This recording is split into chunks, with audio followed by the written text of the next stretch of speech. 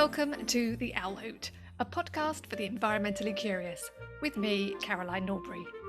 On each episode, I chat with a guest who contributes in some way to protecting the planet on matters of climate change, sustainability, biodiversity and pollution. Here is a place where you can gain new knowledge and be inspired. Enjoy listening.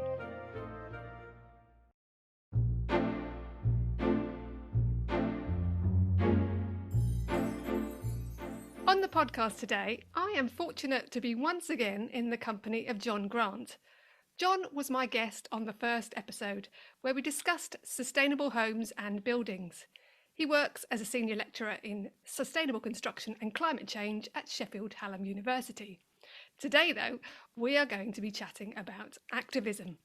John is a member of Extinction Rebellion, and I am keen to share John's perspective on what it means to be an activist, his experience of activism, and the role it plays in climate action. So without further ado, welcome John again to the podcast. I can't believe you've invited me again, but now you're going to have to put up with me. Thank you very much for giving me the opportunity to talk about something so important in my art. Yeah, and I'm looking forward to it. It's an interesting topic, and so let's get into it. I thought the first thing I might ask you is, when we say the word activism, what does it mean to you? Activism. What are we talking about? It's a complicated one, isn't it? Because sort of 2012, I remember dragging my two quite young children, one 4-year-old, one 8-year-old, around a march with a big banner saying "Save the planet for my kids," and my kids saying, "I want a planet to grow up." And I walked them around London. Oh, they didn't appreciate that. And we finished outside as close as possible to number 10. And we yelled and screamed and banged on drums. And that was 2012. And we all thought we'd kind of done our bit. And, you know, when I look back on it, I just thought it made me feel good, but it didn't actually do anything. And it was a great sort of badge of honor to say I was on the march, and there was a few 100,000 of us, and we stopped all traffic in London. But barring stopping all the traffic in London, we didn't. And when I looked back on it, I was, really uncomfortable with that. I realized I was becoming an activist for my own psychological improvement. I felt like I wasn't doing enough, but going out on a march, that made me feel better. But when I kind of looked at the changes that had occurred, I couldn't see anything. I just listened to the same honeyed words of my politicians, and nothing seemed to change. Carbon dioxide continued increasing in the atmosphere. All my research said that extreme weather events are happening more often. The world was warmer. People were suffering. Animals were becoming extinct. Everything. And honestly, about 4 years ago, just around when Extinction Rebellion was created, I gave up. I stopped all the activism. I designed a zero carbon house, which I talked about in the first podcast, bit of linkage there. Nice. And the plan was I was going to sell everything I owned, build that house, which was autonomous, so you didn't need a great deal to live there, and just hold my family around me and fundamentally just watch the world burn. And I was really a hair's breadth away from doing that, or maybe becoming an alcoholic. I wasn't sure. It was an option, A or B. Which should it be? And then Extinction Rebellion came, and I watched them close down London with their yoga parties and their juggling and their samba bands and all of this craziness on the bridges around London. And then listen to a politician actually say, "We hear you. We hear you. You can stop now." They actually sort of like Indian Burn style called uncle and went, "Please stop now." And I went, oh, there's another kind of activism. And I joined XR. And XR has sort of led me as much as I've sort of been involved in that. So, yeah. That is so interesting that you quite quickly talked about doing it for yourself in a personal way initially. Yeah. How long did it take you then to realise, because I imagine during that first 2012 protest, it felt very invigorating. At what point down the track did you reflect? How long did it take before you thought, oh, hang on a minute, that was great, but what's happened? Well, I'd been doing it for a number of years before that. Oh, That was enough for me. So I started in 1990 doing all of this kind of stuff. And during that process, I kind of got married and had children. And it was then, it's their fault. It's my children's fault. When I sort of, after 2012, I told you they were quite young, 4 and 8. And then I looked at them and I realized that it wasn't doing anything for their future. It was just for me in the here and now. My activism wasn't doing what it should do, which is changing the future. And it was just ineffectual, other than just making me feel good. And when it comes to climate change, that isn't good enough. When it comes to women's rights, the rights of non-ethnic people and everything, this is contentious, but honestly, it doesn't matter, insofar as if we succeed and when we succeed, if it's in 20 years, 40 years, 100 years, or next year, which is the ideal, but honestly, it doesn't matter which one of those. What trumps those is the fact that we are in the middle of an extinction level event. And that is accelerating. And that became clear after 2012, when the data came out that we'd lost 75% of our flying insects in Europe, and that 1 million species were under threat of extinction. That climate change became an indicator of a much more important ecological collapse. And more the point, I knew how to fix it, and nobody was listening to me. And it wasn't about, and fixing it wasn't about walking on the street with a banner. yeah, I understand. It sounds like the word at the moment that we encountered in a book club last week was doomism, wasn't it? You sounded like for a moment there you were on the edge of this is all going to be horrid and there's nothing I can do. But from the brink of that, came back and thought, no, I can be part of something that makes a difference. Well, non-violent direct action was something that I was, other than watching the amazing men and women in the suffragette movement, and then later on in the Black rights movement in the US. And I suppose from my family background coming from India, looking at Gandhi's non-violent direct action, I did have some of that sort of behind me. And I have to say, my own inadequacies, I was so busy being an academic, I never thought about the fact that I might be involved in non-violent direct action, but it would be somebody else. It'd be some kind of weird tree-hugging, yogurt-weaving, beard-wearing, jumper-wearing person that would do that direct action without a job, without, I don't know if people here remember Swampy back in the day, tying himself to the top of a tree to stop a road from being built. It was weird people like that do non-violent direct action. And it wasn't an academic who had never been arrested before in his entire life, and grew up in respecting the police and knowing that they have a really, I've always told my children, if you're lost, if you need help, it's always been a positive experience. And then watching that, and so it's a very different mindset. When I heard their mindset is that everybody needs to get involved with this, and actually somebody like me potentially has more power because we have credibility as a scientist in this climate change thing. And so I actually joined the Scientists for Extinction Rebellion as well as just the Extinction. So then I was surrounded by scientists, published scientists who work for the Intergovernmental Panel on Climate Change, scientists who were way above my pay grade, professors, and I was just sort of there in the background as a very loudmouth frog, singing away and supporting them. But to be even listed with one of those, and it's kind of weird in that it is my picture on the Scientists for Extinction Rebellion from my first direct action that I did, that is on their website, me holding our declaration. So I can't deny that I'm part of Extinction Rebellion and Scientists. They put my bloody picture up there. So yeah, there we go. Excellent notoriety.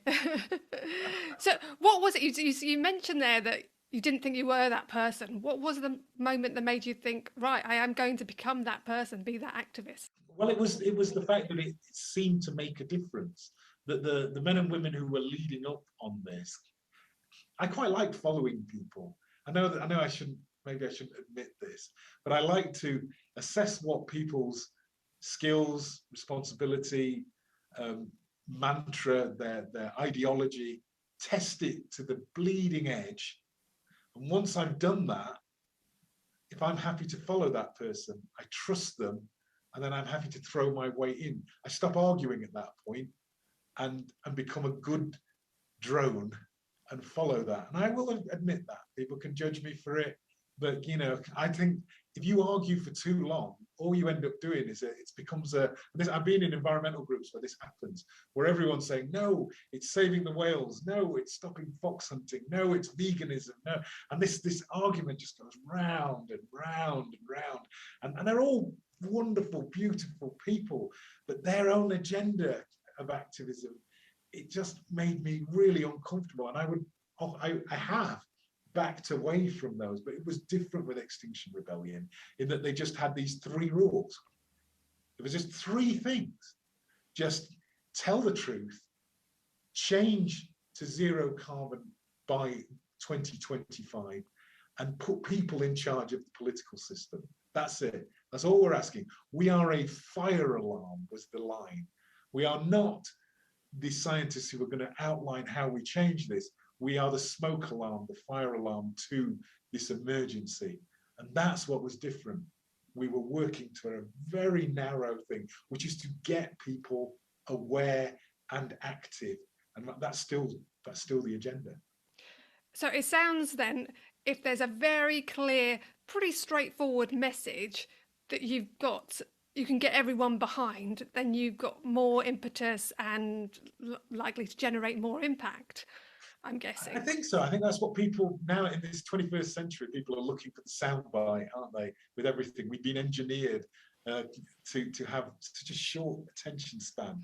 The idea of me asking people to read the latest 300-page document published by the IPCC that says, what we have to do, and that we've only got until 2030 to cut our carbon emissions by 40%, to have a 50-50 chance of a cascade event of changing climate. Oh, right, my goodness, your listeners have already, I hope they haven't drifted away, but that was close, right? We need to stop doing that. It is about the story. It is about the narrative. We have to engage people with a story. I wish it was about the science, because then I'd win, because my science is undeniable and real and provable, but people don't want to hear that. What we have to do, and that story is in this case, those 3 agendas, those 3 demands, as they call it, and a willingness to accept that I can be angry all the time, which I am. Even though I'm kind of a smiley guy, deep down, it's like a furnace door that's shut inside me.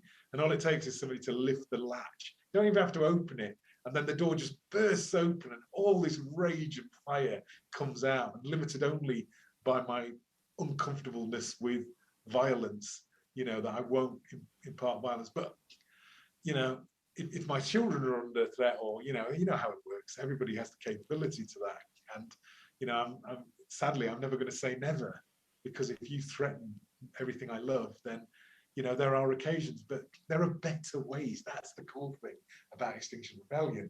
There are better ways than being violent. As far as I'm aware, in all the tens of thousands of events on those, there has never been an occasion where violence has been incited by people following exile. I've seen people punched, hit, kicked, spat on, all of these things on the line, but never from our side, sadly.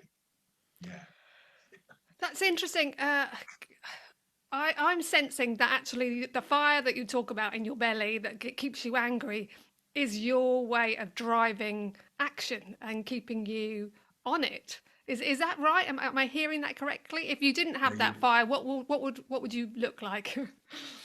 Well, I'd like to think still quite a good lecturer, teaching people about fuel poverty and making things better, and energy efficiency, and the fact that our ecology is really important, and renewable energy can provide energy cheaply, and protect vulnerable people. So there isn't a great deal of difference. There's this great picture that I think gets used a lot where somebody's standing up in an auditorium and there's all this list of improvements that people are fighting for. And he says, what if climate change is a fake and we've improved the world for nothing? You know, and it's like, oh, that's just everything, you know. So the idea of improving the world, of helping the vulnerable, of education, healthcare, you know, all of these great things, that would be what I would be doing. But what would be missing would be this urgency, this emergency that is been building since I started in this in 1990 as an undergraduate, where it became, in my mind, obvious that the science was clear and that we were changing the climate and nothing good was going to happen out of it. There might have been the odd positive element to it, but overall the negatives would far outweigh the positives and we needed to do something.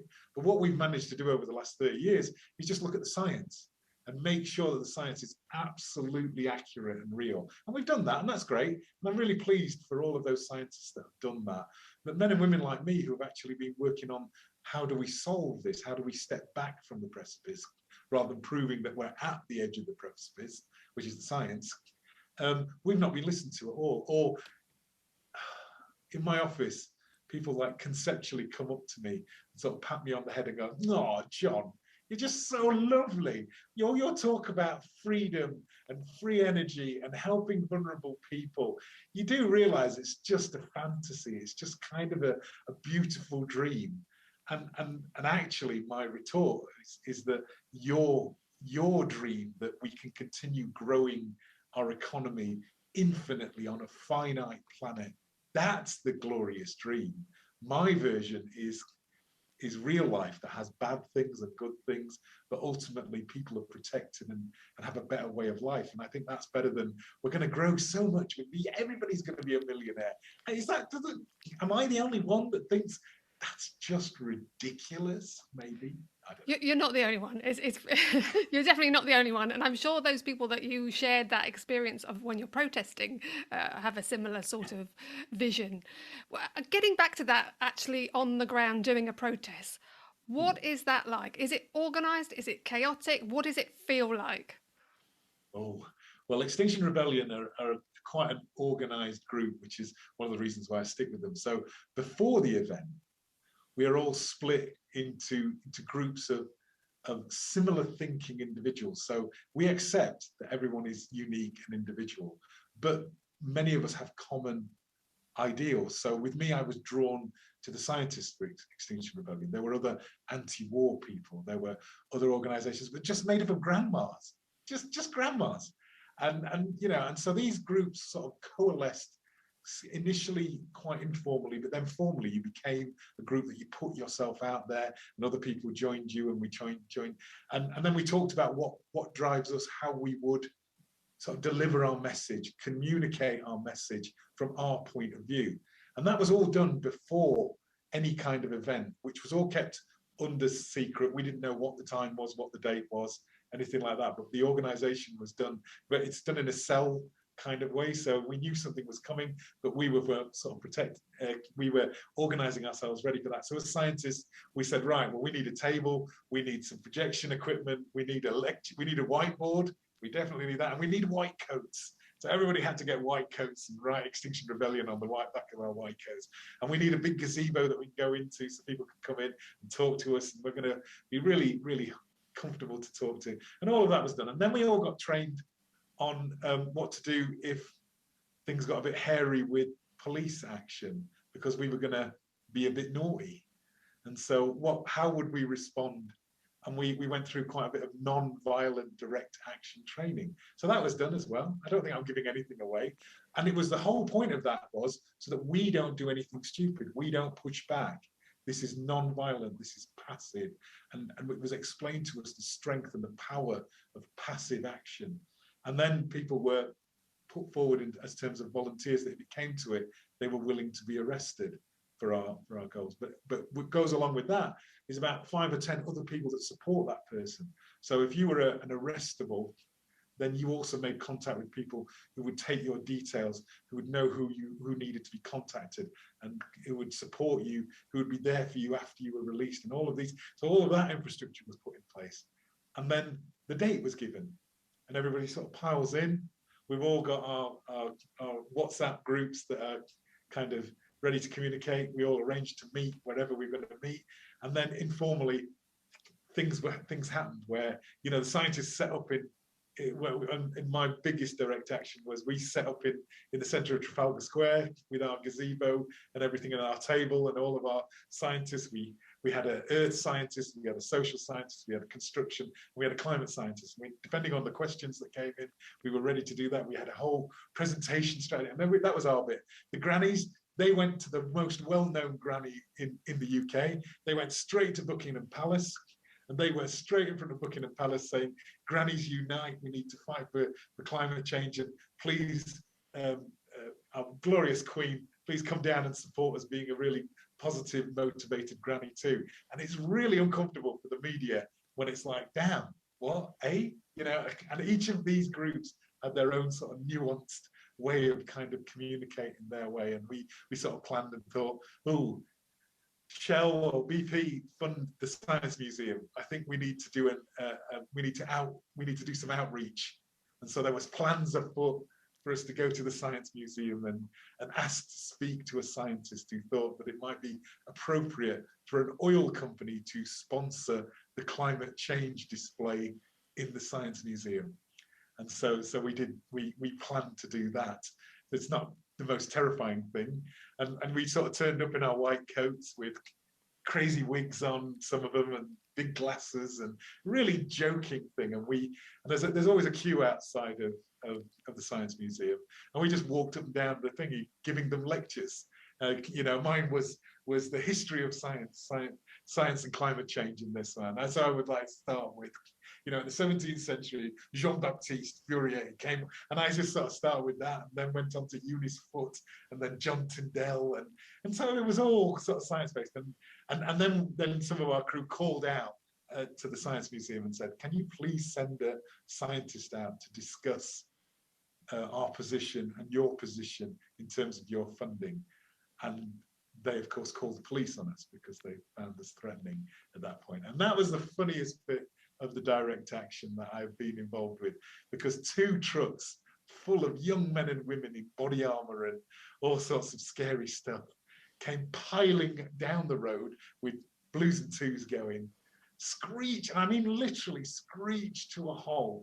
And they all came hammering out of that, ready for thinking. And you saw their shoulders drop when there was a group of 35 to 60-year-olds in white coats going, "Oh, welcome. Are you here for the lecture on climate change?"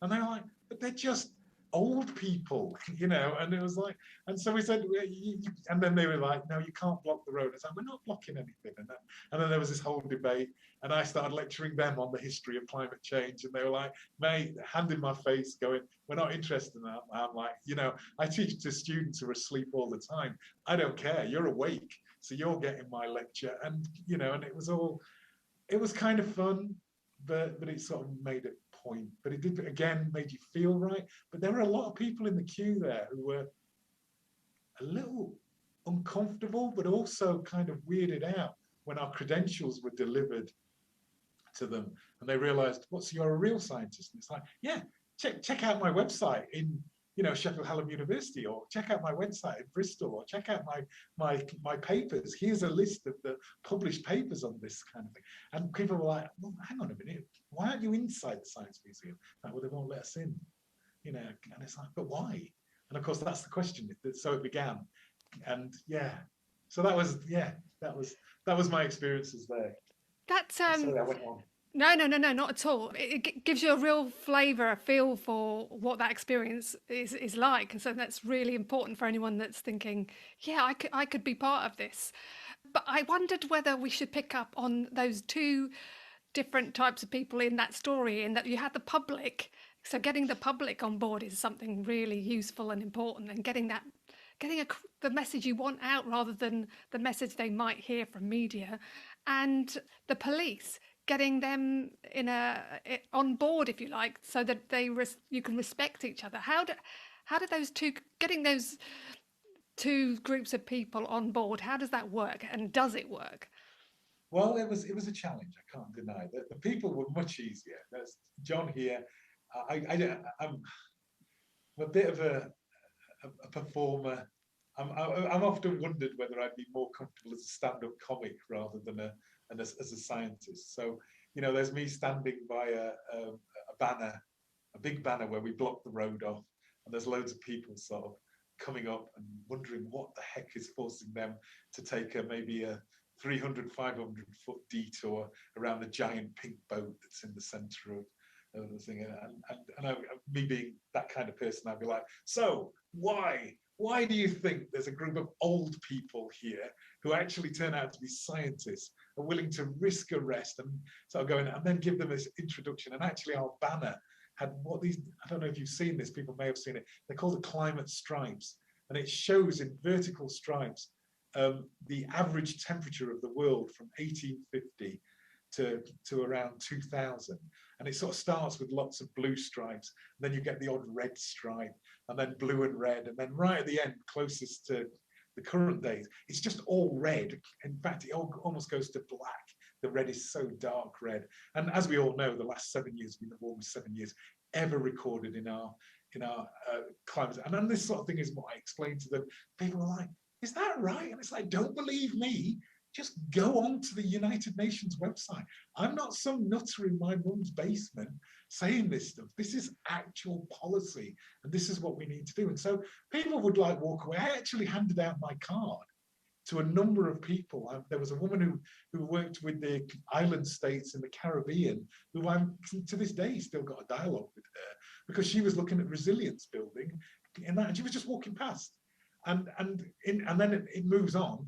There was a sergeant who was he was a very nice chap, very smiley, and he kind of realized, I think, that I wasn't one of the sort of crazies I'd like to think, because he came up to me and went, John, who are you? And I was like, gave him my card and said, I'm John Grant from Sheffield Hallam University, and he gave me his card. So we had an exchange of cards. It was all, and he says, you realize at some point we're going to come piling in and nick all of your stuff that you're blocking the roads. And I was like, yeah, we knew that was coming. And he says, and just call me on this card, and when it becomes available, I'll tell you when you can pick up your stuff. And there was this kind of open dialogue between us, and that was kind of nice. And then like about 150 police turned up, and I'm not kidding, in close formation, 5 abreast, 20 deep, like a military formation, close. It looked like some sort of medieval thing. They're marching in, full black body armor, just marching into the front of our thing. And here we are, sort of this amorphous kind of mass of people, with a group of scientists, with Scientists for Extinction Rebellion at the front, all standing there yelling and saying, who wants a lecture? Who wants to know about climate change? And these people sort of came in and then fanned out in perfect formation, so that they were like 10 deep in front of us. And then the sergeant who was talking to me got his tannoy out and went, right, all of you back up. You have to clear this road. We were in front of the Bank of England then, by the way, so they were a bit uncomfortable of doing that. And so everybody needs to back up now. And my colleague, it was one of those moments, when somebody's asked to volunteer and everybody steps back and leaves one person in front? Well, because I was in front of the banner, not holding it, I didn't realize that all my colleagues actually stepped back quite quickly. And I was left standing in front of all of these things, looked round and went, oh my goodness. And then this sergeant, who was smiling, turned to me and went, John, because he knew my name by then, you need to get back and unblock the road. So being, I don't know what word, pick a word. It's not a positive word for what sort of person I am in terms of how annoying I can be. I started moving backwards at a snail's pace, about half a centimetre step, just a tiny step. And he went, John, I told you to move back. And I went, look, I am, but this is the fastest I can do. I'm really sorry, but this is the fast. And it took me a good 10 minutes to back up, but they didn't push me, because I was actually doing what they told me to. But damn, was I annoying, you know. And he was laughing, and I was laughing, but the row of men and women, very young police officers behind him, they looked quite angry, actually. Like, how dare I sort of take the mick? Why don't you do what we tell you to do?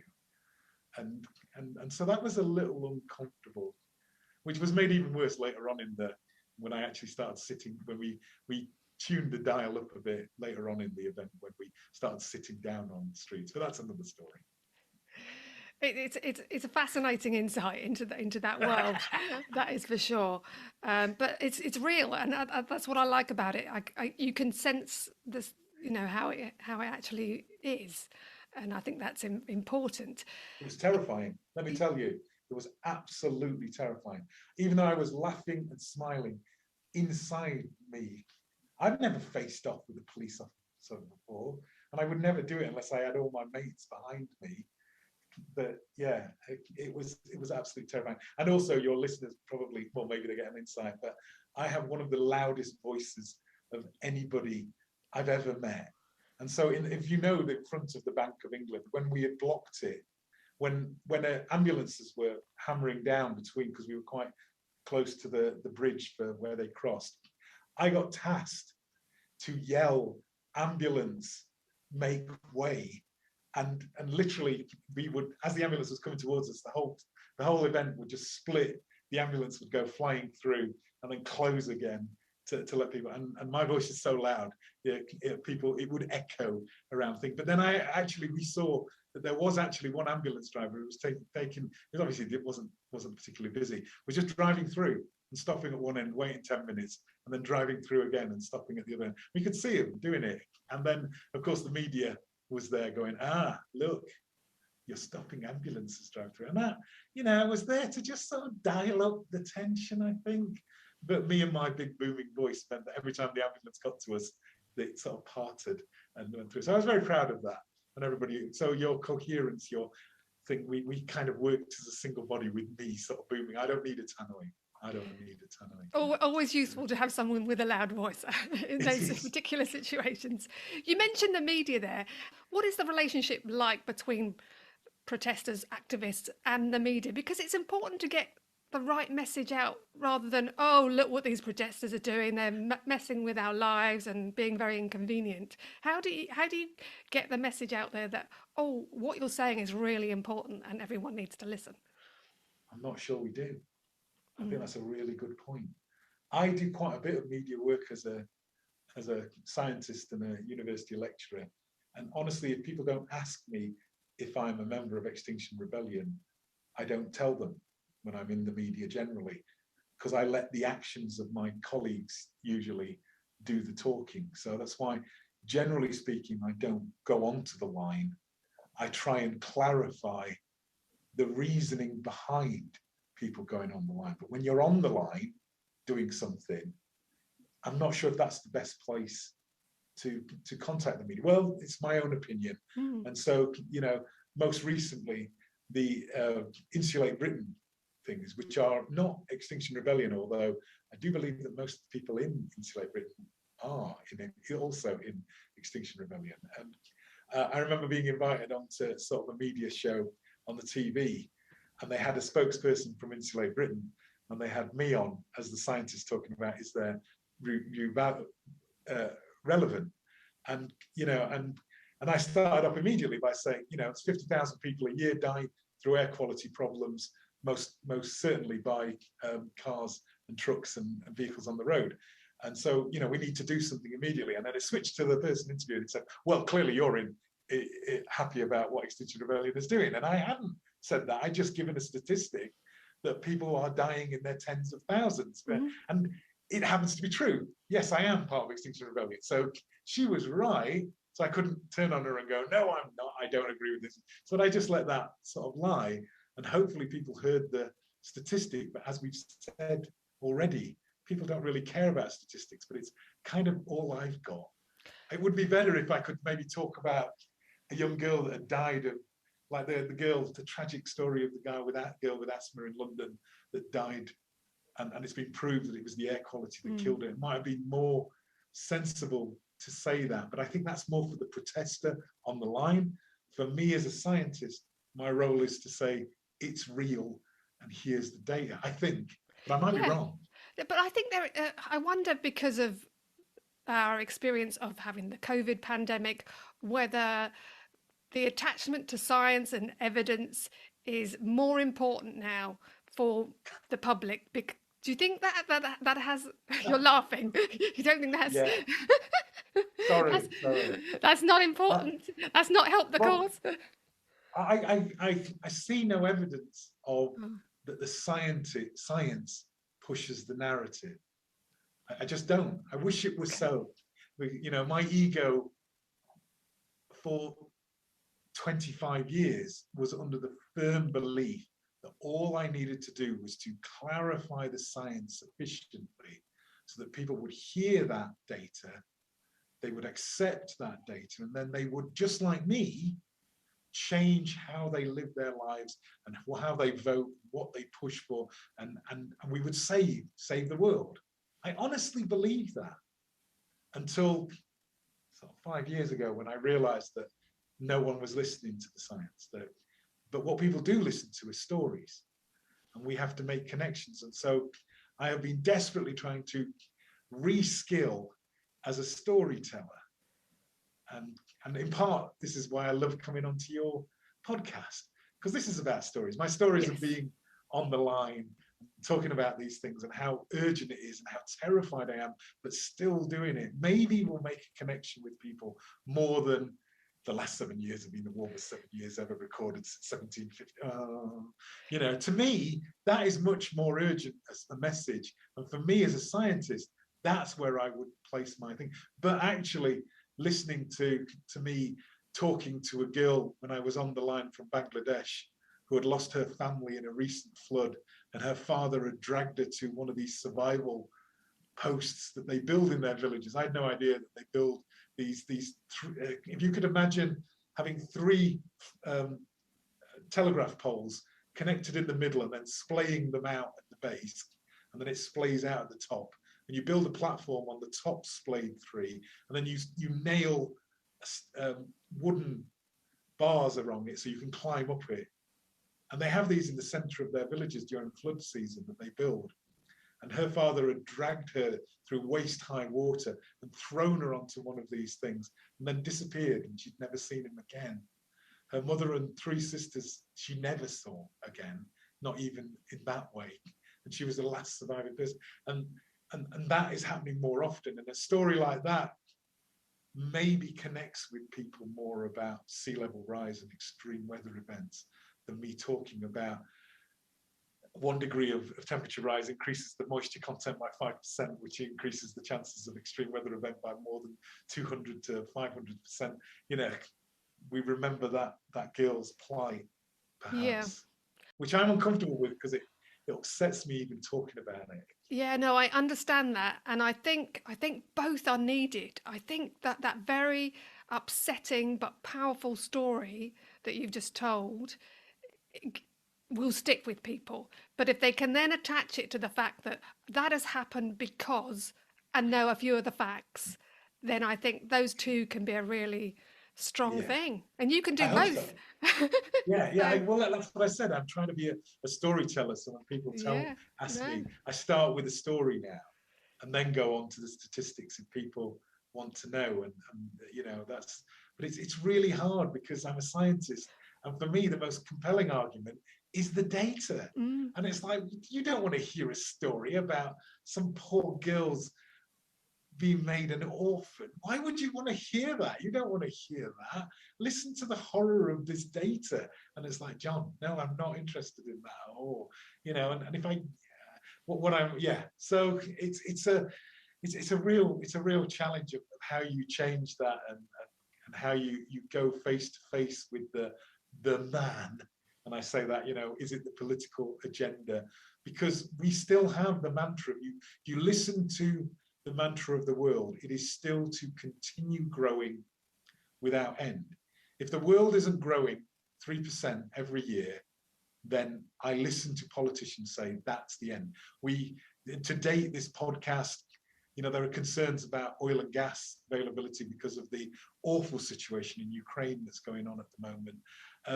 And I listened to Radio 4 this morning, and their concern was, will we be able to continue our economic growth as recovery from COVID? That was literally just after, are we going to enter into a global war, potentially? And I was like, oh my God, no. Those two things aren't, well, they are connected, but actually the response of seeing how vulnerable our infrastructure is to say, should we not switch to an energy source that isn't in one country or another, rather than something that falls from the sky or blows in the air for free? And could we not live in a way where we don't live in fear? I mean, that to me is the story. But politicians are still saying we need to double every 23 years, which is 3%, by the way. So a 3% growth is doubling everything roughly every 23 years, which is a lot.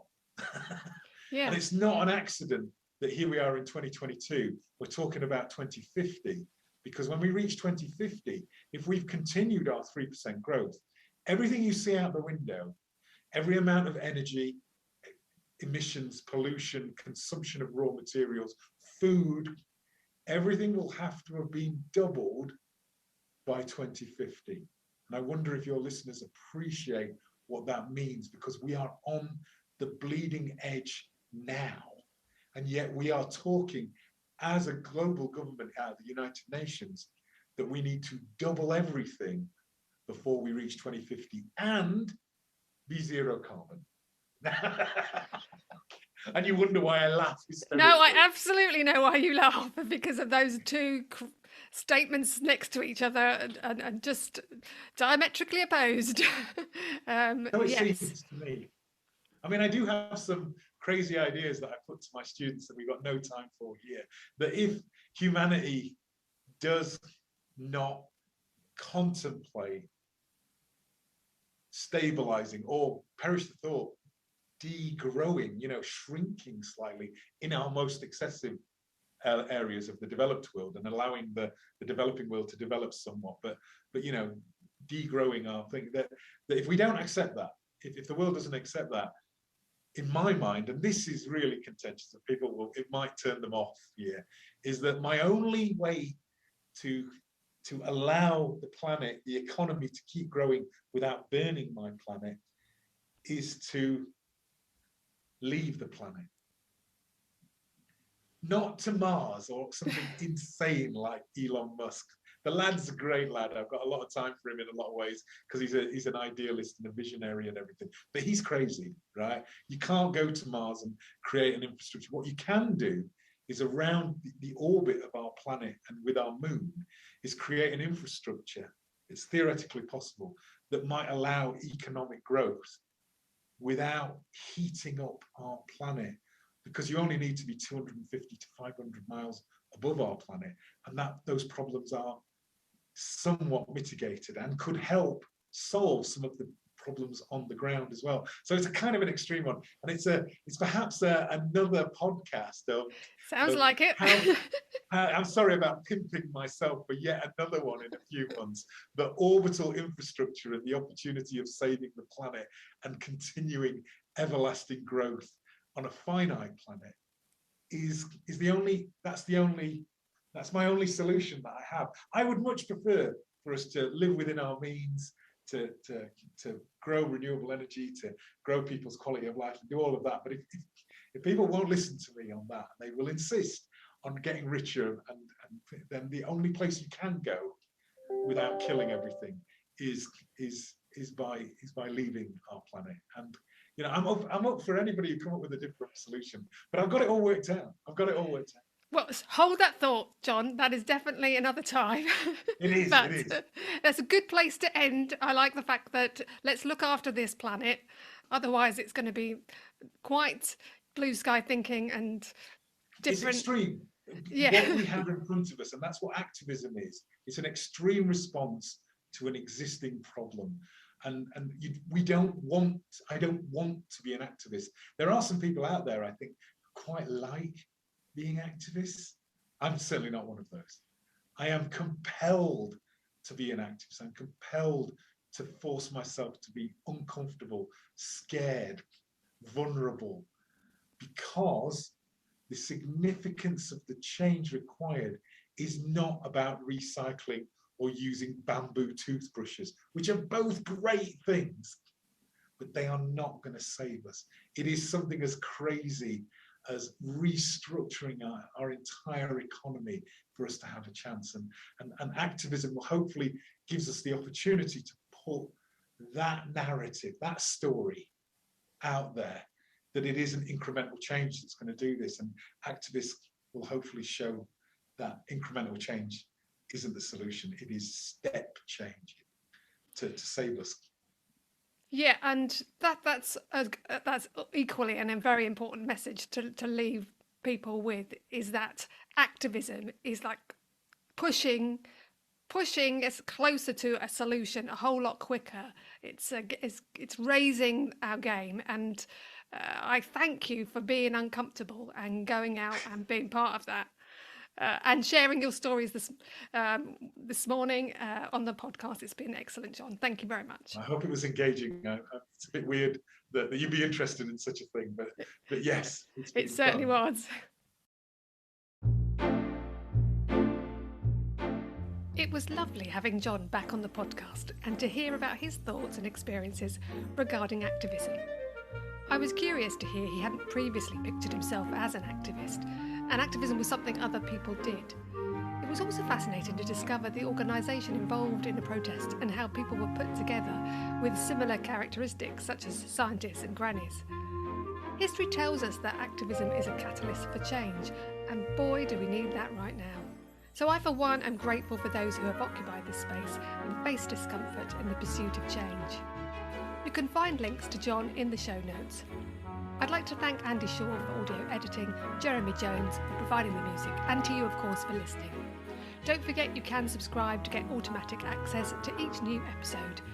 And it would be lovely if you could rate, review and share the podcast. It really helps. Until next time, bye for now.